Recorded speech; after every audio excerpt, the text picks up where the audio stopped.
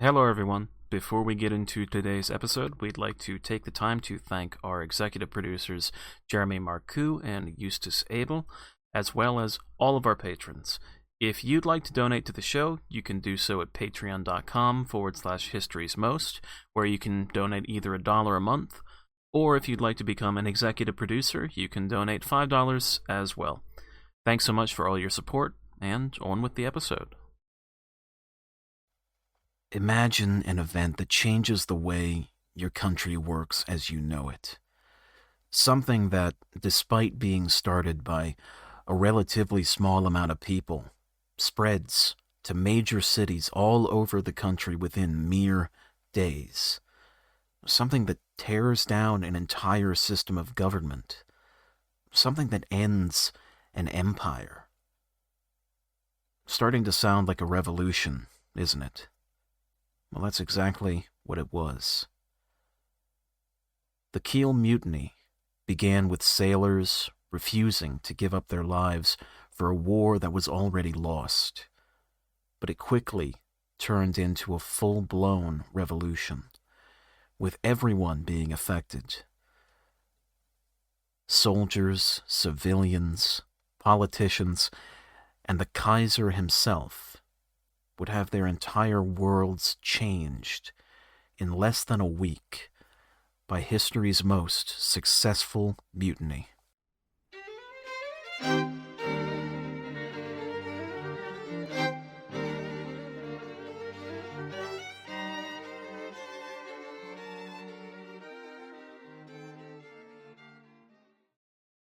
Hello, everyone, and welcome back to another very special episode of History's Most. My name is Peter.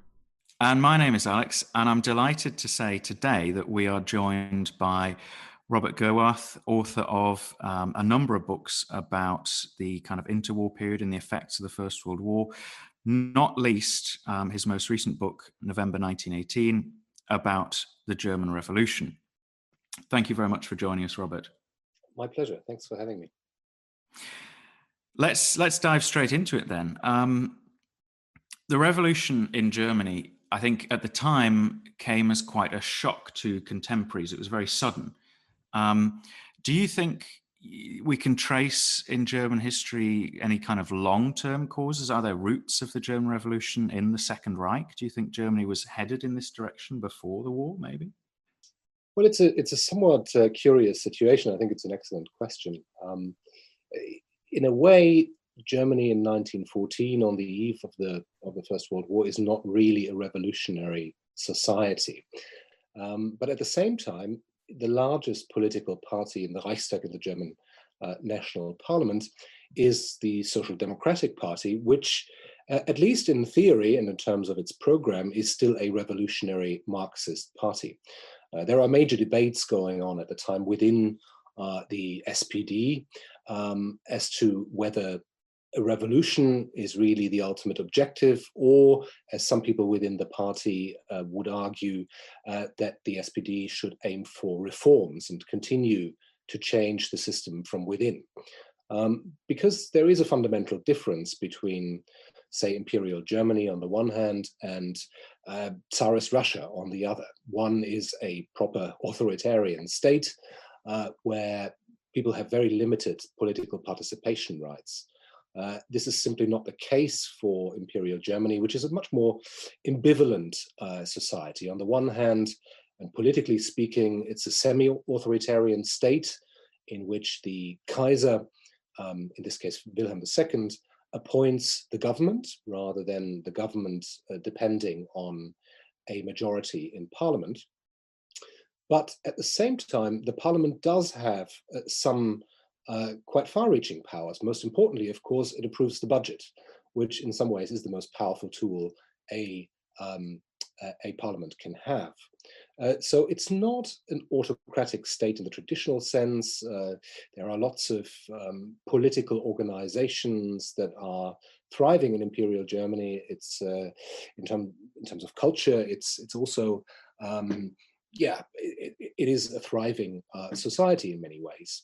So some social democrats at the time argue that by aiming for a revolution, there is a real risk that the workers in the country will lose more than their chains, to paraphrase Marx. And that is also the position of the Social Democrats during the revolution. They're saying Germany is a highly industrialized country with quite complex labor relations, and we're putting all of this at risk. And of course, what they have in mind is the example of the Russian Civil War, which is kind of unfolding at the time. And they're saying, why would we risk something similar to what is ongoing in Russia when we could actually implement meaningful reforms and achieve a parliamentary democracy with far-reaching workers' rights within it? So it's a curious situation prior to 1914. And it's the war that changes the situation quite dramatically. More specifically, of course, the events of the final months of the war, when the mood in Germany is shifting for a number of reasons. Already in the earlier stages, there is quite a lot of desperation over diminishing food supplies, which do lead to protests and work stoppages. So the naval blockade that was imposed on Germany during the war is actually showing effects in terms of the morale of the home front. And then at the beginning of 1918, you have this curious situation where, on the one hand, it looks as if Germany might be winning the war. So after the Russian Revolution, of course, famously, Lenin takes Russia out of the war, which allows Germany to impose a very draconian peace treaty on defeated Russia, the peace treaty of Brest-Litovsk, which basically deprives Russia of all its western borderlands and establishes a kind of quasi-imperial territory in East Central Europe, where Germany will wield a lot of influence. It also allows the military leaders of the German war effort to move various divisions from the Eastern Front to the Western Front. And this is a moment when many senior military figures in Germany and the population at large believe that kind of victory is in sight. Ludendorff and Hindenburg, who are, of course, the masterminds behind the German war effort in the final stages of the war, firmly believe that they have a sort of brief window of opportunity where they hold a numerical advantage on the Western Front. So they want to force a decision before American troops arrive in large numbers. So in early 1918, the numbers of American troops in Europe are still quite negligible, but they're growing by the month. And Ludendorff and Hindenburg firmly believe that they can defeat the British and the French separately, and that once that has been achieved, they can agree on some kind of separate peace treaty with the Americans. Now, as we all know, the spring offensive that is launched in early 1918 starts promising from the German point of view, in the sense that it generates the largest territorial gains since the beginning of the war, but they don't really achieve any major strategic objectives. So they push back the front by many, many kilometers, but ultimately neither the French nor the British troops surrender. And during the process of making these territorial gains, many of the best German troops are actually decimated, the specifically trained shock troops, because it's a very, as people learn over the course of this war, going on the offensive is very costly. It's more costly than staying on the defensive. But Ludendorff was kind of right in the sense that they couldn't have simply stayed in their positions and waited for American troops to arrive in very large numbers, because that may have brought Germany to its knees anyways. Absolutely, and I think it's really it's something we've talked about on the show before, kind of the decisions made by Hindenburg and particularly Ludendorff, and the kind of far-reaching consequences that it have really for 20th century history, you could say, in that kind of crucial period in 1918. Of course, after the failure of the spring offensives and the subsequent Allied military successes, Ludendorff and the High Command more or less lose their nerve in the end of September 1918 and suggest not only negotiating an armistice, but also they suggest to the Kaiser that there should be domestic reforms, known as the October Reforms or the Revolution from Above. My question to you about these is this a kind of purely cynical ploy by the military to shift the blame and maybe to get better peace terms? Or do you think to some extent this is the direction of travel that Germany was going in anyway, towards a more constitutional monarchy type system? Do you think that was a realistic possibility, of ever perhaps coming about or working in Germany? Well, I think it is entirely cynical. This is primarily Ludendorff's calculation, and Ludendorff cannot be accused of having any democratic sympathies whatsoever. So essentially, I mean, Germany had certainly in the final year of the war, become a kind of quasi-military dictatorship where a very small circle of people made decisions. And they decided to ignore, for example, that the majority of the deputies in the Reichstag had in the previous year, in the famous peace resolution, demanded a peace without annexation. So a negotiated peace settlement that would basically lead to the status quo ante before the war. So there would be a negotiated peace, there would be no annexations or indemnities. So Ludendorff rejects that idea at the time, and in the autumn of 1918, it dawns on him that a military defeat is only a matter of time. So he famously then says that it would be a good idea to bring in the leaders of the largest political parties, give them responsibility so that they can take the blame for what he knows is about to happen, namely the negotiations with the Allies about an armistice, and then of course someone has to take responsibility or rather the blame for the military defeat. So that's Ludendorff's calculation, and the October reforms that are a direct result of this essentially do bring about significant change in the sense that Germany does actually become de facto a parliamentary democracy, still of course with a royal head of state, Wilhelm II, but for the first time in German history, the chancellor, the head of the government, was directly directly dependent on a parliamentary majority. So it's a big change, actually.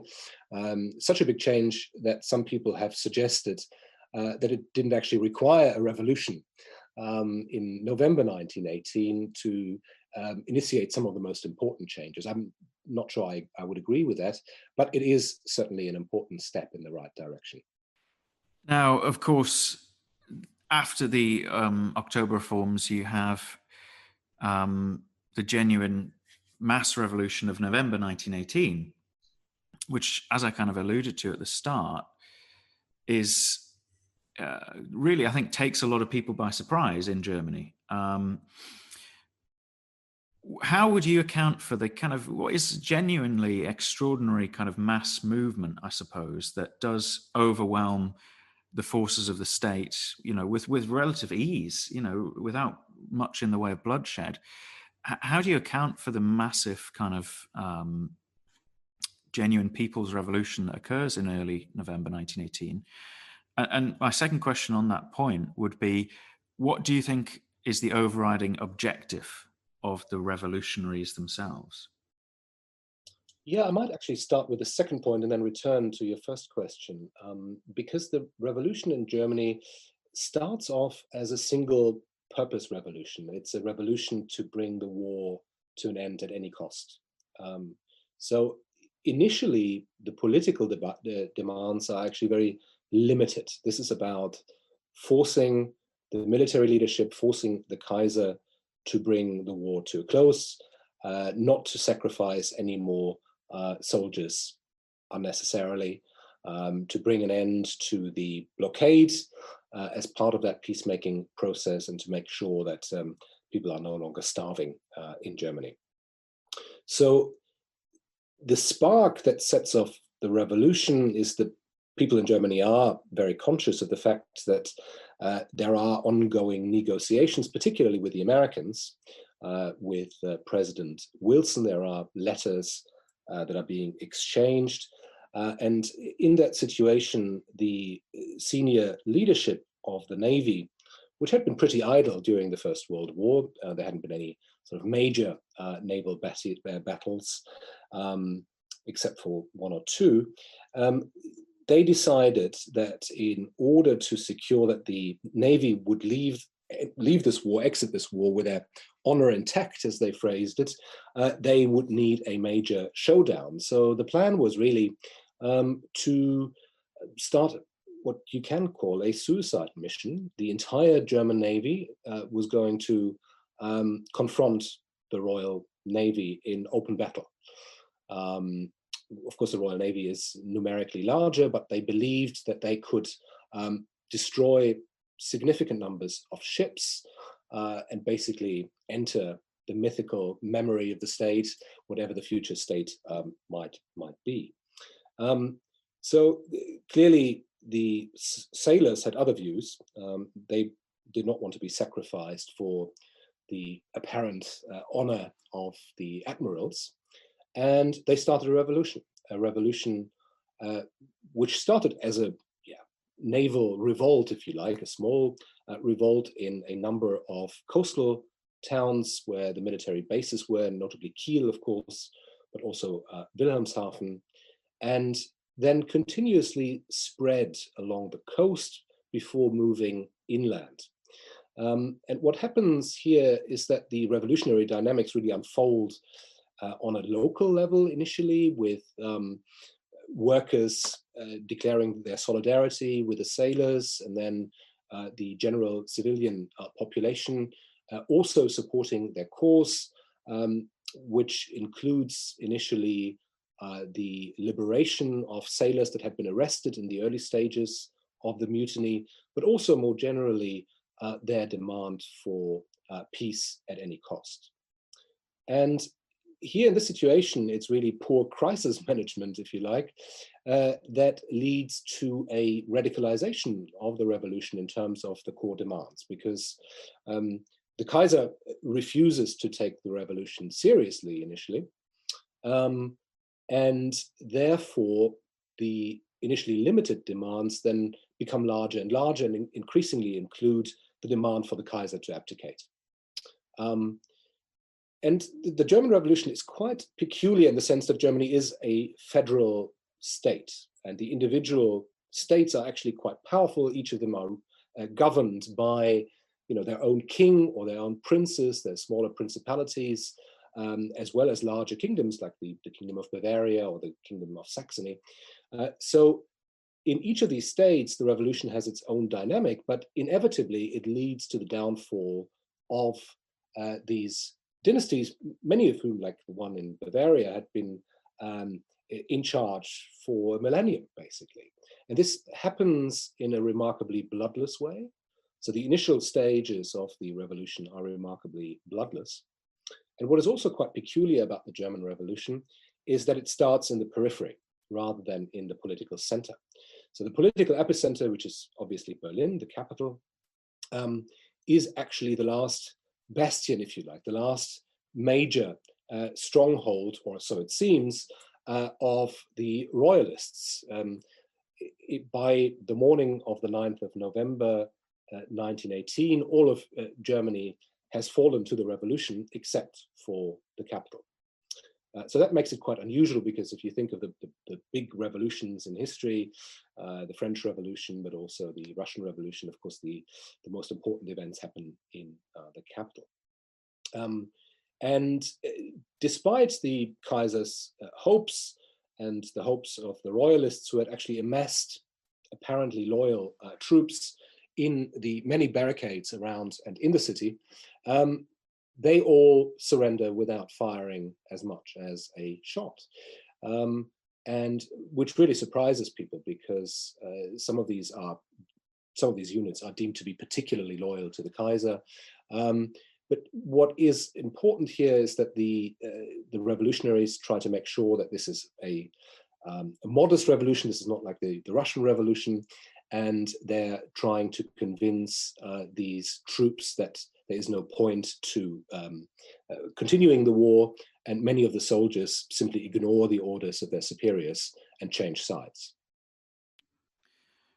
On that obviously dramatic day, 9th of November 1918, when the revolution, achieves its goal of the abdication of the Kaiser, famously, it's the SPD politician Philip Scheidemann who kind of in an ad hoc basis declares a republic, to which his superior Friedrich Ebert was not particularly happy about. Do you think there are, is this one of those moments in history where individual agency and decisions could have led to a different outcome? Could we have seen, say, a constitutional monarchy? If the Kaiser had abdicated in favor of his son or grandson, for example.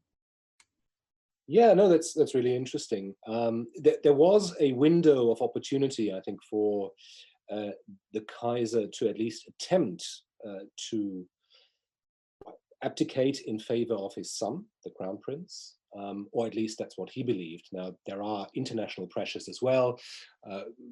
Woodrow Wilson has made very clear, the American president, that he is only going to negotiate with a government that has democratic backing. So where that leaves the option of a constitutional monarchy is kind of, it's an open question. Now, the Kaiser, of course, because he was waiting to give in to some of the initial demands of the revolutionaries, closed that window himself. And it's really quite interesting to see what's going on in Spa, the Belgian city of Spa, which is still under German occupation at the time, and is where the military headquarters are based. So Wilhelm decides, whilst the revolution has already started, to relocate from Berlin to the military headquarters, where in the presence of loyal generals, he feels particularly secure. And during these dramatic early November days, his closest advisors basically present him with three options. The first one is the one that the Kaiser actually favors. So he would gather loyal troops around him and then march on Berlin and restore what he would perceive as order and quell the revolution with violence if necessary. But it quickly transpires after a consultation that Hindenburg has with senior advisors, senior military figures, and also mid-ranking field commanders, that there wouldn't be sufficient numbers of troops willing to follow the Kaiser. Of course, this would inevitably have led to some kind of civil war, which was deeply unpopular as a prospect, understandably. Now, the second option for the Kaiser was essentially to kill himself. A heroic death was contemplated, a rather absurd scenario where Wilhelm would ride on a white horse into enemy lines and get killed in the process, leading the charge, which some people believed might actually rescue the monarchy. In that case, the monarchists would have rallied and tried to convince whoever led the next government that at least as a symbolic figure, one should retain a monarch, a Kaiser, with limited political powers. But Wilhelm didn't want that either, for understandable reasons perhaps. So he chose the third option, which basically killed off monarchism in Germany, and that was to escape into exile. So that, of course, made him look like a coward, even in the eyes of die-hard monarchists and nationalists and it's interesting that there was never a serious movement in Germany after 1918 that was advocating for the royal family to be reinstated. That was never really on the cards anymore. Wilhelm II, who actually lived on until the middle of the Second World War, fancied himself as a potential regent, or was hoping that Hitler would recall him and reinstate him as the Kaiser, but that never happened because the Nazis had no interest in the monarchy whatsoever. So to answer your other question about the alternative outcomes of the 9th of November 1918, I think that's a very important point, because we have to bear in mind that the revolutionary movement in Germany is by no means unified. There are very different factions within that movement. And this was in some way to be expected, because already during the war, the Social Democratic Party, which is actually the largest workers' party in the world at the time, a very large movement, they split over the question of support for the war. So before 1914, most socialist parties in Europe had basically vowed that they would never support an imperialist war, as they would have called it. But then in 1914, all of them do, all of a sudden, with the exception of the Italian socialists.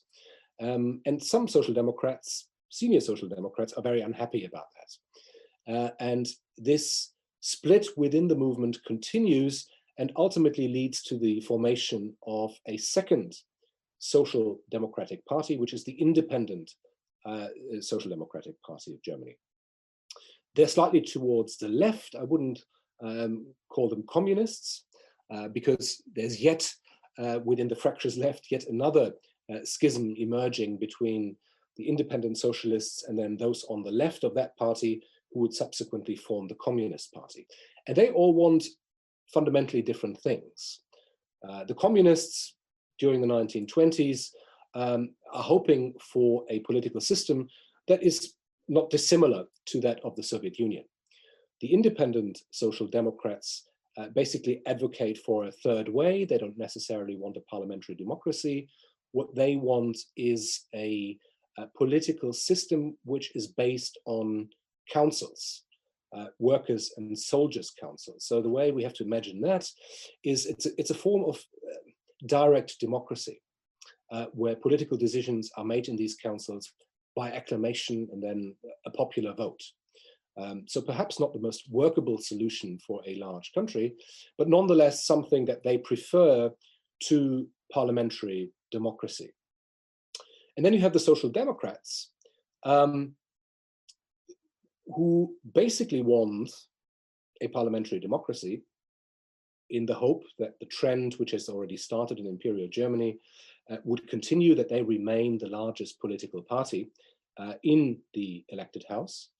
But Ebert is a very particular case, because he feels that the new republic, which he is hoping for, will have a popular mandate, and that there should be a vote, a popular vote, for all men and women, adult men and women, and that they should elect a national assembly that would draft the constitution. So that's why he is slightly unhappy about Scheidemann making the decision on the 9th of November 1918 that the future state is going to be a republic. Now, Scheidemann, of course, knew that he was under pressure by the leader of the Spartakists, Karl Liebknecht, who on the same day and just a few hours later was proclaiming a socialist republic just a few hundred meters away, ironically from a balcony of the King's Berlin city castle. And that kind of, I think, symbolizes rather well the deep split that existed within the revolutionary movement. Yes, because, I mean, one of the things that comes very quickly is that this bloodless revolution becomes very bloody, and I think the split on the left is a big part of it. Before we do get to that kind of outbreak of revolutionary violence, there is a couple of issues that are kind of very controversial to do with that those moments in November 1918. The first one I'm going to come to is the stab in the back myth, which without needing to, we've talked about it on the podcast before. So, it's the idea of Germany never having been defeated, but the revolution instead undermining the German war effort and resulting in defeat. And it saddles the Republic with blame for defeat in the First World War, which is obviously not true. And it also, I would say, poisons the political atmosphere of Weimar Germany throughout its existence to some extent. Hitler's still talking about November criminals in the early 30s. My question to you about the stab in the back would be, what do you think is the main reasons that it comes about? I mean, ultimately, at the root of it, it's a misremembering of the order of events of October and November 1918. How can we, as historians, I suppose, account for this kind of almost mass hysteria, of mass misremembering of what actually happened in the last weeks of the war? Yeah, I think the stab in the back myth is a sort of wonderful example of a conspiracy theory and how these conspiracy theories work. For them to work, they can't be completely fictitious. There has to be something credible about them. And what makes the stab in the back credible from the point of view of German nationalists who subscribe to this idea is that on the 11th of November 1918, when the armistice is concluded, there's not a single enemy soldier on German soil. So unlike, say, in 1945, where defeat becomes a physical experience with occupation troops in Berlin and pretty much every part of Germany when the Second World War comes to a close, this is not the case in November 1918. And what is interesting is that some of the Allied military leaders, particularly US General Pershing, were sort of pushing for an occupation, basically saying we have to finish this, we have to march to Berlin and we have to conquer the capital, and then the war is over properly. But as you can imagine, it's different for an American general who has basically just arrived in Europe compared to his British and French counterparts. They've been at this for 4 years. And, there is no appetite for a continuation of war in either country, particularly not in France, where the losses have been even greater than in Britain. So no one wants to fight all the way to Berlin, which would have been a very costly exercise at the best of times. So the majority of the Allies are wary, and so this never happens. And instead they maintain the blockade to ensure good behavior from the German side during the peace negotiations in Paris. So yeah, this particular conspiracy theory really kind of gains its traction from the fact that very few Germans ever see an enemy occupation force. They do eventually in the border areas along the Rhine, but otherwise defeat is a sort of abstract notion. And in these situations when something goes terribly wrong, people very often want to blame someone for it. And in this case, it is easy to kind of blame it on the communists and certain minorities like the Jews, who nationalists always feel are overrepresented in the political movements of the left. And what is interesting here is that very quickly the Republic and its leading politicians are associated with betrayal, not just by the right, but also by the left. So there's basically a double stab in the back myth. The left, of course, is not accusing the leadership of the Social Democrats of stabbing the army in the back, but stabbing the revolution in the back. So they were hoping for a proper revolution, either Bolshevik style or at least one that would lead to a form of direct democracy. And they are arguing that Ebert in particular, but also his lieutenants, essentially stopped that from becoming a reality in Germany. Absolutely, and you slightly alluded to with what you're saying about betrayal of the revolution.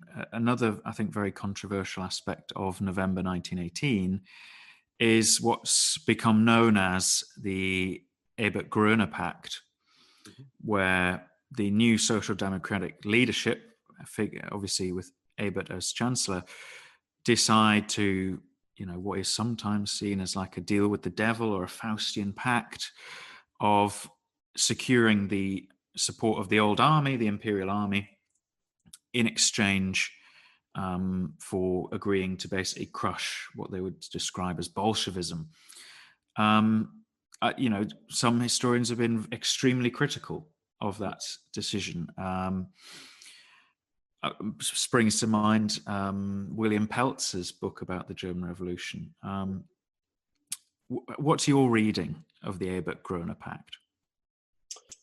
Well, Ebert is, on the one hand, a pragmatist, and on the other hand, he is certainly driven by, I would say, real fear that the situation could get out of hand, that you might end up with a civil war-like scenario. He is concerned that at the time of the revolution, there are still millions of heavily armed German soldiers in the field. So one of the big challenges for this inexperienced new government is demobilization. And I think that's an issue that is not very often covered.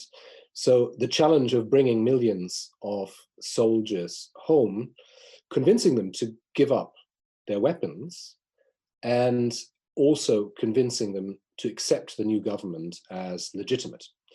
Now, he was aware that some soldiers were very sympathetic of the revolution. Some, in fact, wanted a more radical revolution. The key concern, though, is how the frontline troops, those who are actually fighting in the front line with a lot of combat experience, how those troops would respond. And often, we see pictures of them returning in good order, but carrying the imperial flag.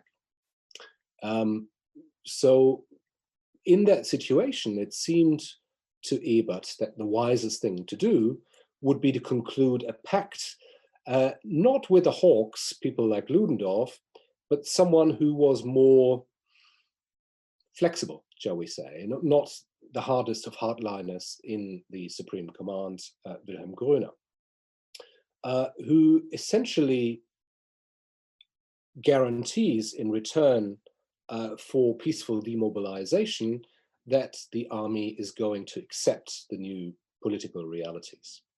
So yes, you can call it a deal with the devil, although I'm not sure that Wilhelm Groener kind of qualifies as the devil in this particular story. But it leads to results in the form that this is actually a remarkably peaceful transition. This thing could have gone badly wrong, I would say. And I think we have to take more seriously, which is also, I think, one of the most important things that I try to get across in my book, is that we should take the perspectives of the contemporaries more seriously than is often the case.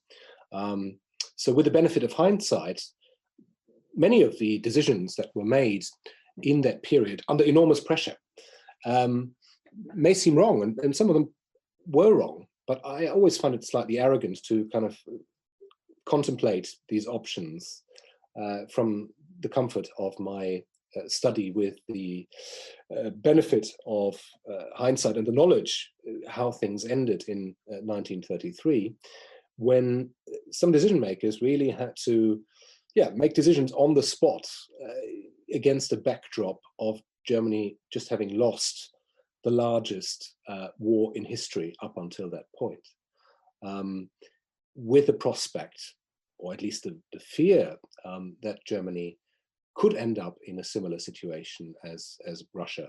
And I think that those fears really kind of drive Ebert towards compromise.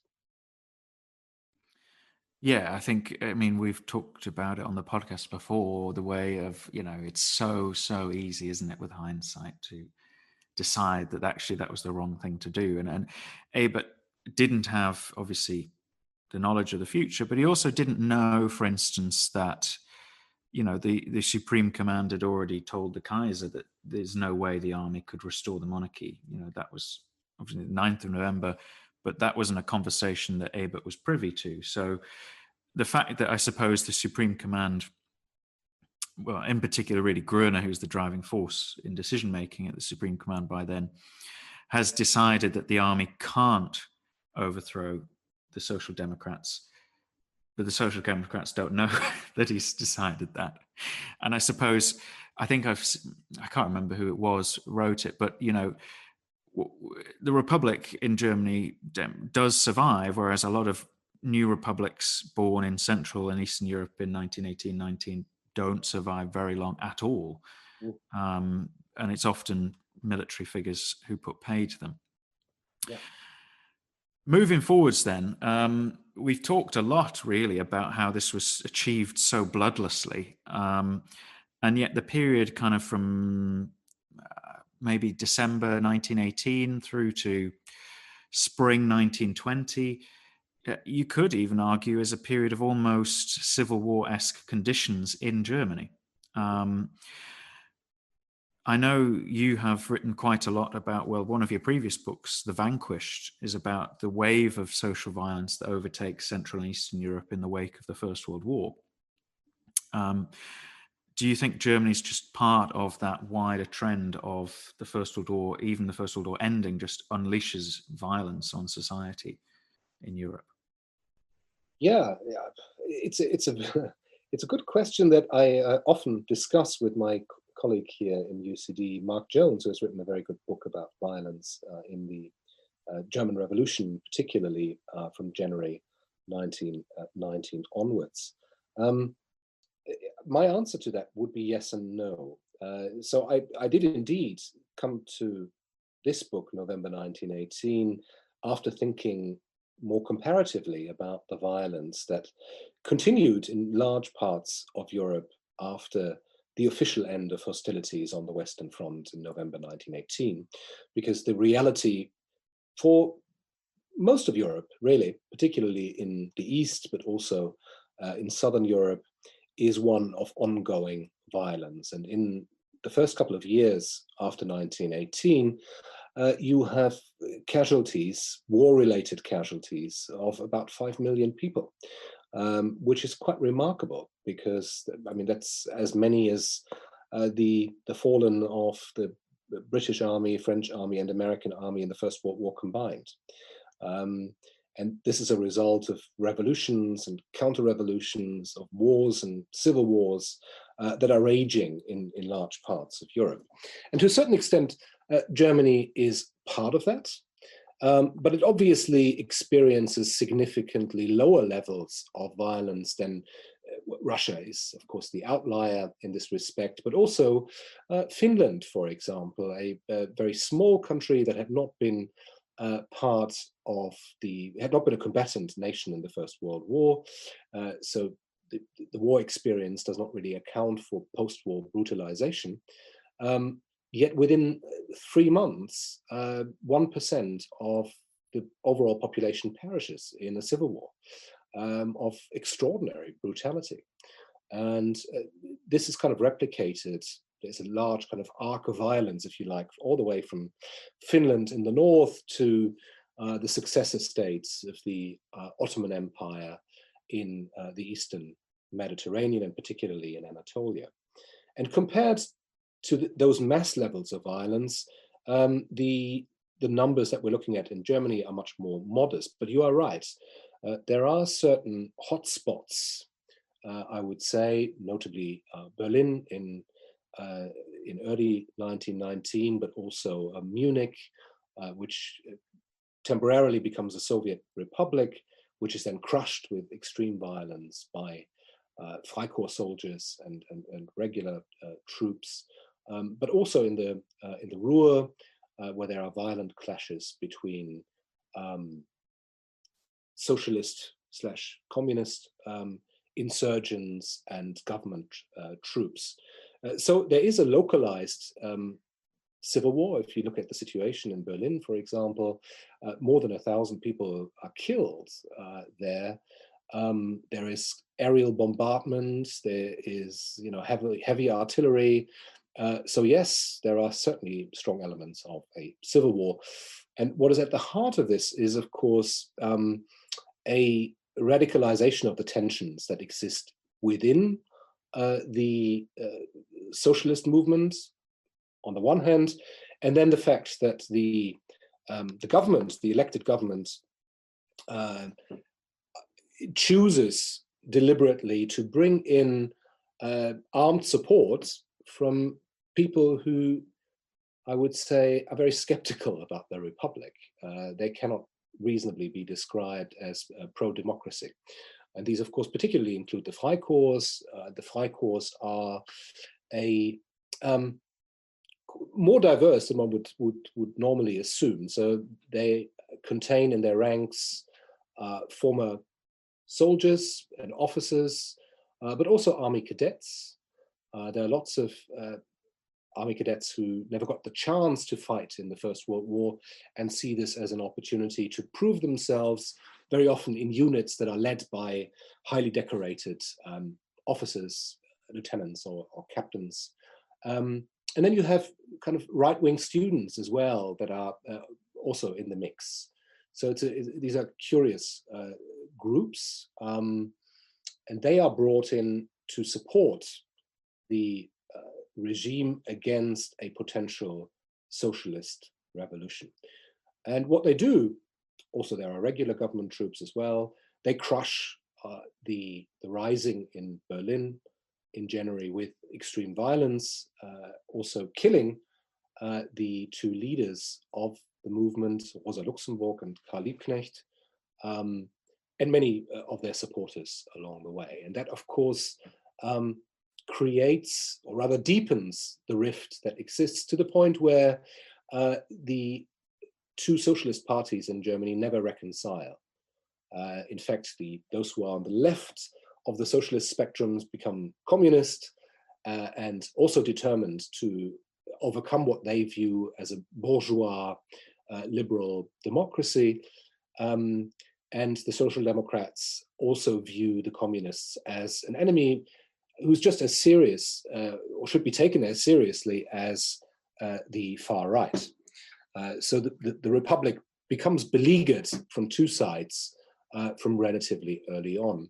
Nonetheless, I would still say, as you indicated earlier on, that it is remarkable, given the challenges that the Republic was facing, that it survived for 14 years. In fact, it survived longer than most of the other democracies that were created in or around 1918 in the aftermath of the First World War. The only two major exceptions to this are Finland in the north and Czechoslovakia, which of course is then unravels under Nazi pressure and including the Nazi invasion.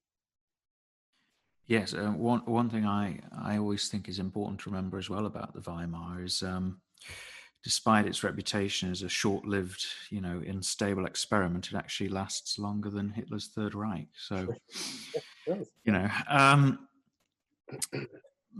I want to slightly just pick up on one thing from the issue of violence in the post-revolutionary period.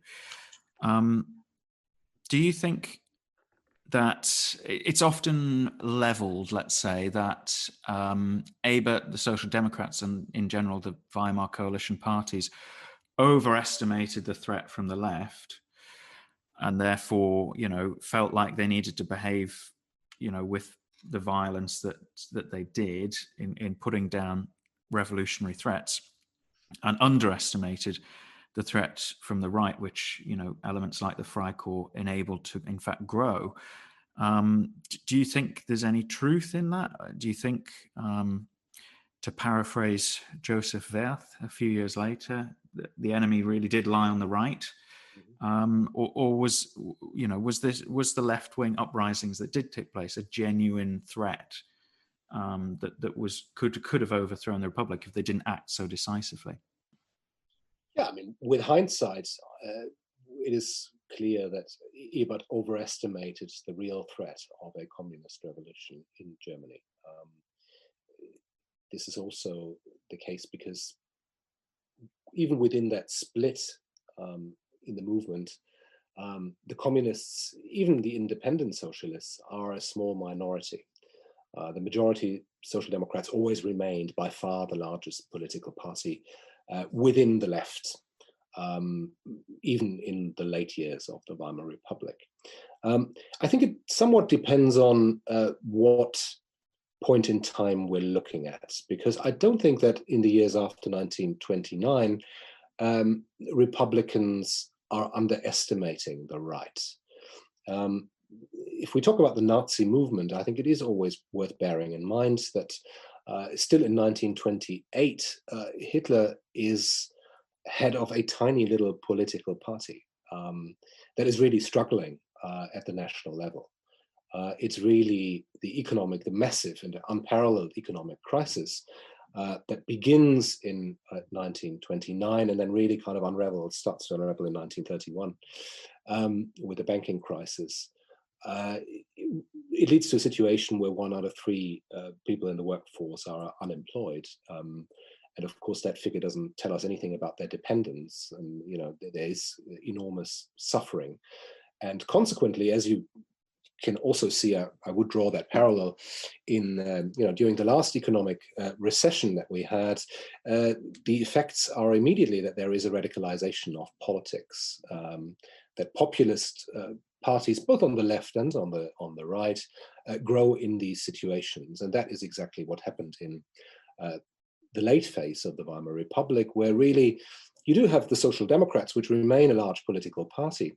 But apart from that, all the middle class parties are basically disappearing, and you have a massive polarization. On the one hand, you have the National Socialists, which are growing massively, but so are the communists. And so for many people kind of in between, it looks like what is opening up here is a kind of dichotomy, and you have to decide, which populist movement are you going for?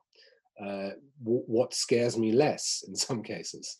And what is interesting, I think, in the final years of the Republic, and that's a general, I think, reminder, is that democracies cannot just fail, but a majority of the electorate can suddenly decide that they have fallen out of love with democracy, and they vote for political parties which are anti-democratic. And that is kind of what happens in the final phase, and is kind of, I think, a stark reminder. But nonetheless, this might sound paradoxical, but I always view the Weimar Republic as a historical example that democracies can fail or can choose, or people can choose that they no longer want a democracy. But in a way, it is also, I think, an example of a resilient democracy, because if you look at the long list of challenges, from liquidating a lost war to the enormous debt that was inherited, the reparations question, the hyperinflation, the occupation of large territories in the West, but also the loss of very large, significant territories in the East. All of that, despite these challenges, in 1928, the year before the Wall Street crash happens, the Social Democrats and the parties supporting the Republic win the national elections with a landslide. And the returning Social Democratic Chancellor, Hermann Müller, sort of publishes, on the occasion of the 10th anniversary of the November Revolution, a book in which he kind of reflects on these turbulent years with putches and assassination attempts and this and that. And the key message of the book is, we did it against all odds. I mean, this unlikely democracy has become a success story in a way. And I think it is very often the case that we think in popular discourse about the Weimar Republic primarily as a failed republic, primarily as a sort of prehistory to the Third Reich. And I think it's a lot more than that. And I kind of, warn against, seeing the outcome in January 1933 as inevitable. It's anything but inevitable. And it also, I think that view closes our eyes to some of the quite remarkable successes of the revolution. It is in fact, it's the only revolution in a highly industrialized country. You know, most revolutions actually take place in either industrializing, developing, or indeed agrarian societies. You know, Russia in 1917 is not a highly industrialized country, contrary to what Karl Marx predicted.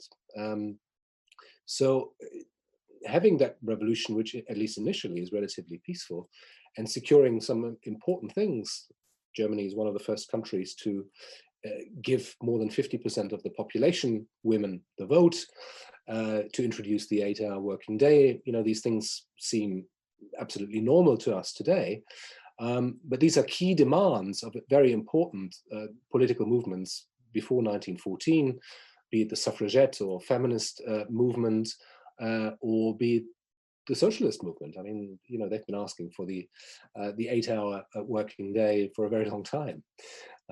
So, you know, there are achievements which I think are very often neglected. To slightly kind of build on that then, I think you're absolutely right in both your arguments there about the Republic achieving more than perhaps is given credit, and the fact that it's not predestined to fall. Why do you think then, given, you know, you listed very well all the problems that the Republic faced, and the politicians of the Republic in many ways inherited a lot of problems, why do you think it was able to survive as long as it did, and in particular survive that period kind of 1918 to 23, which is often given as the first, you know, crisis-ridden years of the Republic, and yet they kind of managed to ride the storm? You know, you mentioned Mark Jones before, your colleague. I think he's said something along the lines of, it's because the Republic survived because they were willing to use whatever force necessary against their opponents. Would you subscribe to that's quite a kind of realpolitik kind of view?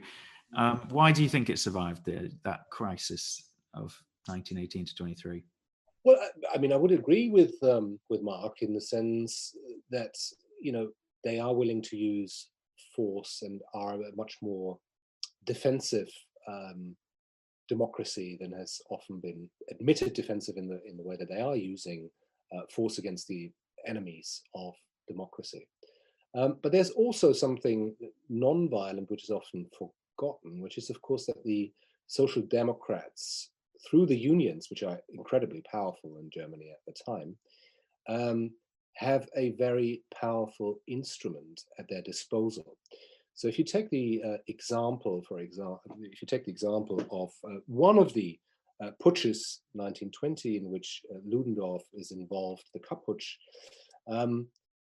this is brought to its knees within a couple of days because the Social Democrats, this time supported actually by the independents, and later on even the communists come to the party, they call for the first time in German history a general strike. And within hours, everything comes to a standstill. You know, the rubbish is no longer collected, the electricity no longer works. So they have, it's quite a different situation to the one today, even though the unions remain stronger in Germany today than they would, for example, in the UK or in America.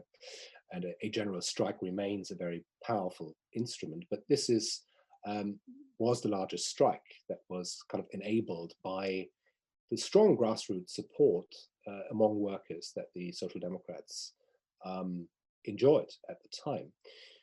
Also, there is, I mean, some political decisions that were made by political leaders were also quite shrewd. There's in 1923, when Germany is experiencing a massive crisis of epic proportions, you know, with the French-Belgian occupation of the Ruhr, for example, and passive resistance, which is costing the German state an absolute fortune. but also, the Hitler Putsch, for example, and other things. In that scenario, there's a brief state of emergency, and the politicians decide to bring in General Hans von Seeckt, certainly not a Republican by any means, but and here I think it's important to kind of understand the mentality of a Prussian general. He's been given an order, and he's not going to break his oath.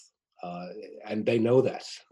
So they make someone who really hates the Republic kind of put him in charge. And, if you look at the situation during the Hitler Putsch, for example, which is put down by local Bavarian police forces, there is quite a strong tradition of loyalty to the state, whoever runs the state.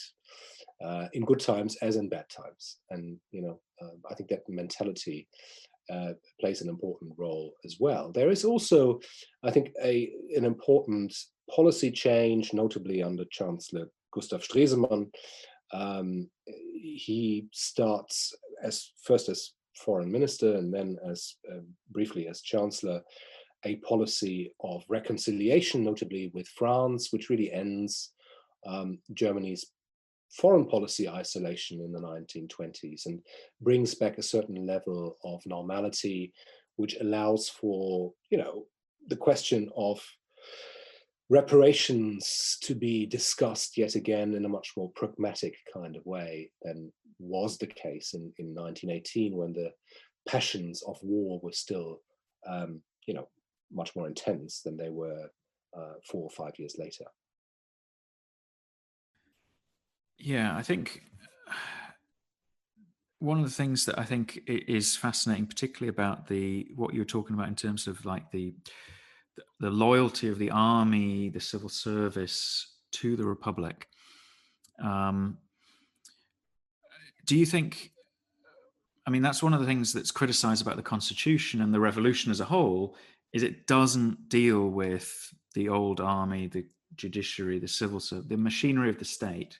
The institutions are left intact when they perhaps should have been reformed. So my question, I suppose, is, do you agree with that view, or would you argue that actually it was right to keep them in post, so to speak, these people who then made their careers in the Second Reich, and essentially, it could be argued undemocratic, and linked to that would be about the military itself, harking back to the Ebert-Groener Pact. We talk about, Seeckt and his oath of loyalty, but then you might contrast that with the Cat Putsch, where he goes on holiday for the weekend rather than doing anything to defend the Republic. So I guess those are both related questions, really, is can the Republic and should the Republic have trusted the old establishment, I suppose?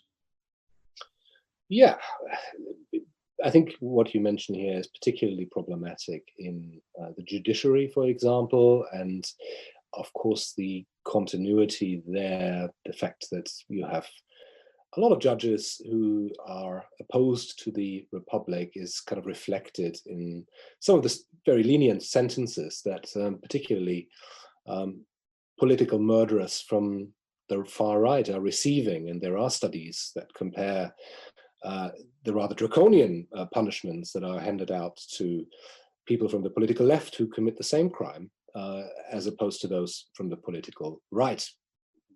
We all know that Hitler's sentence for his putsch was extremely lenient. I mean, given that he had effectively committed high treason and tried to stage a putsch against the democratically elected government, he basically, spends a couple of months writing Mein Kampf in Landsberg, and the same applies to various other people on the far right. So yes, you're absolutely right. On the other hand, I think there are famous examples of people, even in the military, who are actually trying to renew the army from within. Another colleague of mine, actually, William Mulligan, has written a very good book about General Reinhardt, who is a pro-Republican general, and very supportive, actually, of the new regime, even if it's for practical considerations. And I think we also mustn't forget that the largest German state, which is Prussia, really developed into a bastion of democracy during those years. I mean, the Social Democrats are basically in charge of the Prussian government, which controls more than a third of the entire German territory throughout the Weimar Republic. And they make key appointments, for example, the police president.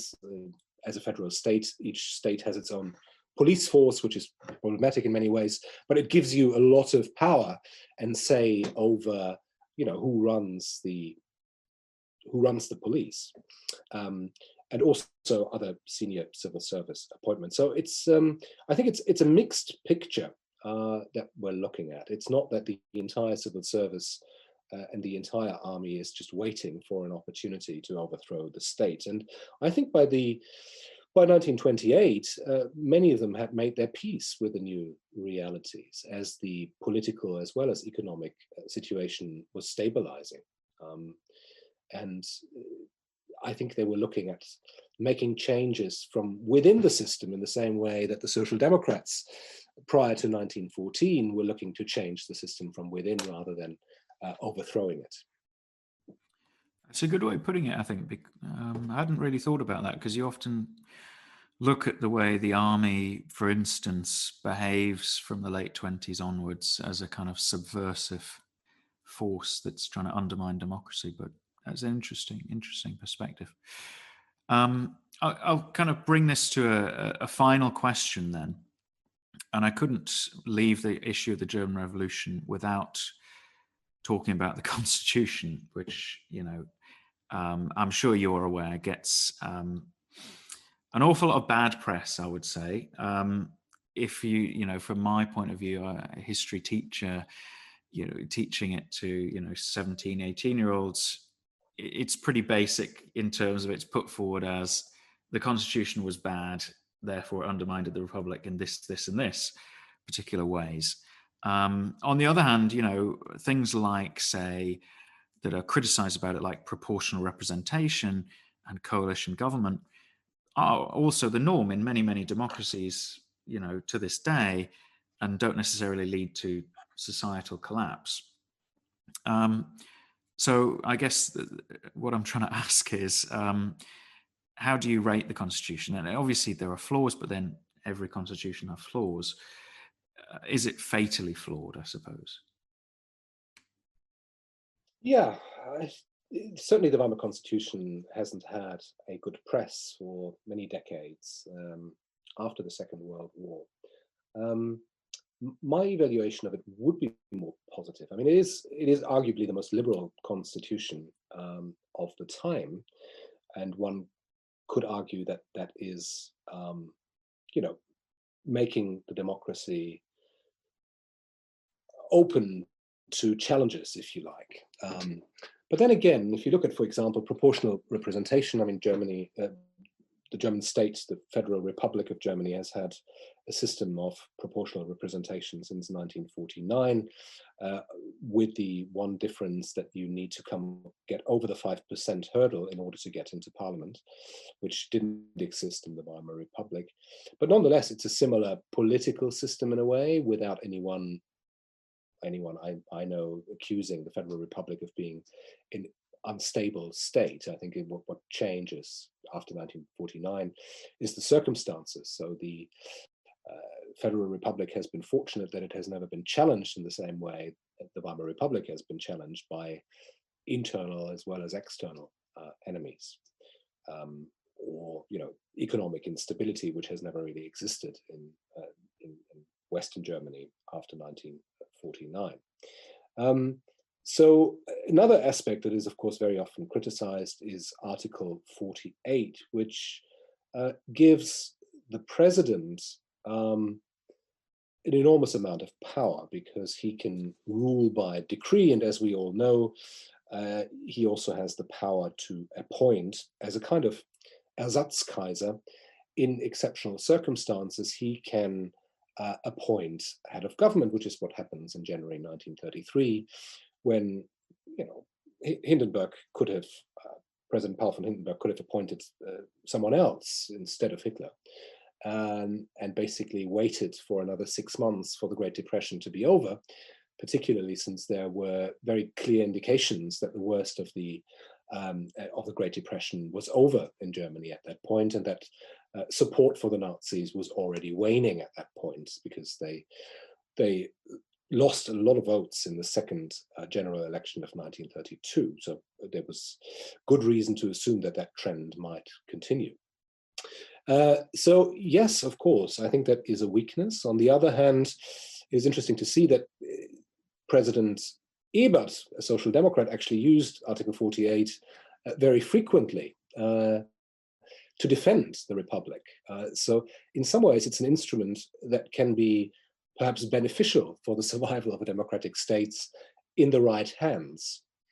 And Hindenburg, who of course is also a Prussian officer, is post-1925 not really a subversive power in Germany, which is quite interesting, actually. You would expect him that the first thing he does in 1925 is to abolish the democracy or rally conservative supporters and say, we must change this political system from within if necessary. But he doesn't. And as we know, he's actually quite reluctant for all sorts of reasons to appoint Hitler initially, until the point where many of his trusted friends from the kind of Catholic agrarian milieu assure him that they will basically rein in Hitler, that they will use him, that they will use his popular support to push a conservative agenda through parliament, that they will, as they say at the time, that they will ride him like a horse, obviously underestimating Hitler's resolve and determination to establish a dictatorship in Germany. So yes, of course, there are weaknesses in the constitution, but I think in some ways it is a relatively robust constitution. And, post 1949, or in 1949, the makers of the Constitution of the Federal Republic borrowed quite a few aspects of that constitution. They made tweaks, and kind of, the head of state in Germany is a lot less powerful these days. It's more a ceremonial head of state. But there are lots of presidential democracies, France, for example, the United States, where the presidents have exceptional powers compared to, say, Britain or Germany these days, without anyone really saying, well, they are on the brink of turning into an authoritarian state.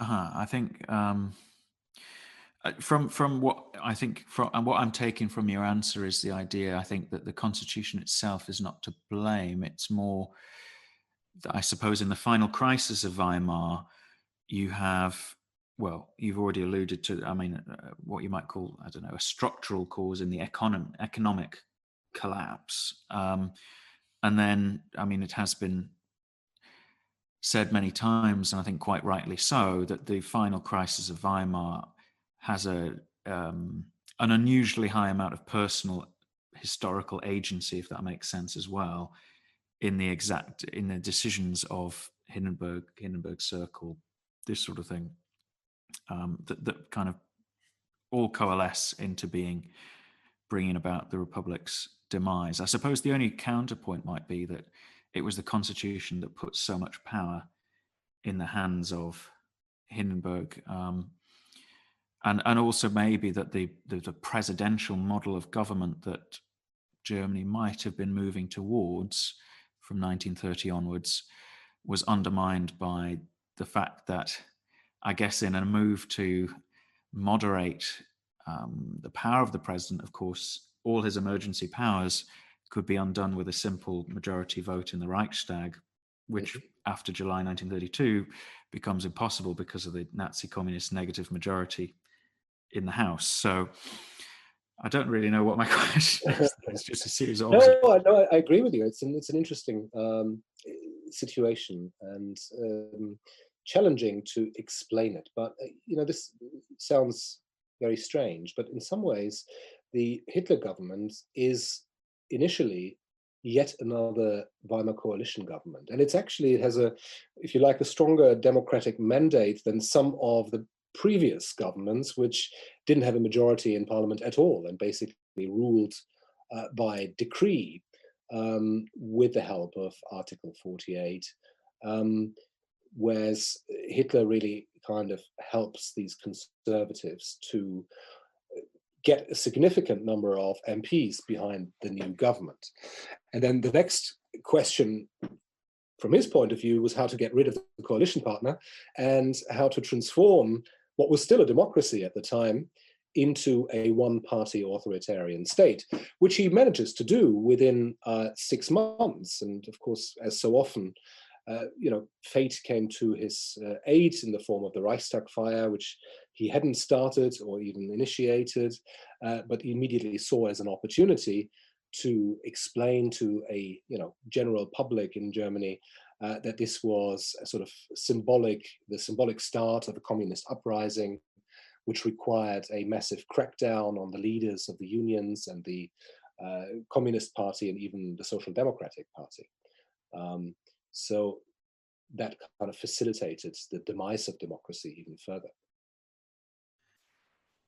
Yes, I think we've really it's been a really fascinating conversation, Robert. And I think we've really explored, and you've provided some really interesting insights into what I think, you just can't help using the word controversial so many times, because through the German Revolution, Weimar, the Constitution, everything is kind of quite historically divisive, shall we say.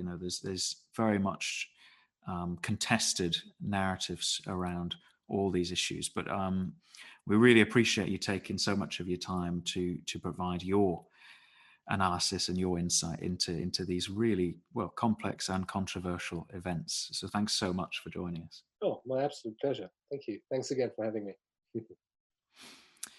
Peter. Indeed. Well, thank you, Robert, for coming on the show. I've been Peter. And I've been Alex, and thank you for listening to History's Most.